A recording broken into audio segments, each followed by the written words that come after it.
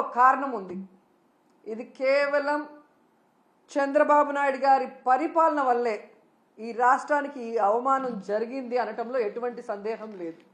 ఎందుకంటే మీరు చూస్తే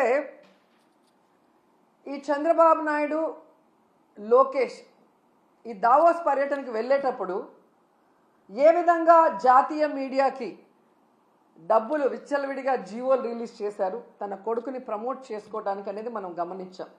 ముఖ్యంగా పవన్ కళ్యాణ్ లాంటి డిప్యూటీ సీఎం తన వల్లే ఈరోజు చంద్రబాబు నాయుడు ముఖ్యమంత్రిగా ఉన్నాడు, ఆయన ఇంకా ఉండాలి అనుకుంటున్నాడు పవన్ కళ్యాణ్. కానీ పవన్ కళ్యాణ్ని కూడా దావోస్కి తీసుకువెళ్ళలేదు అంటే తన కొడుకుని ప్రమోట్ చేసుకోవడానికి పవన్ కళ్యాణ్ అడ్డొస్తాడని ఇక్కడే వదిలేసి, దానికి అవసరమైన మంత్రులను కూడా ఇక్కడే వదిలేసి తండ్రి కొడుకులు ఇద్దరు అక్కడికి పోవటం మనం గమనించాం.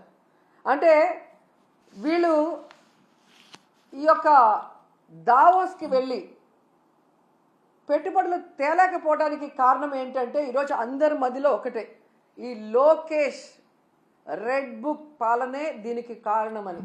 ఎందుకంటే మీరు చూస్తే ఈ రాష్ట్రంలో ఎవరైనా పెట్టుబడులు పెట్టాలి అంటే ఒక ఇన్సిడెంట్ గుర్తొస్తుంది.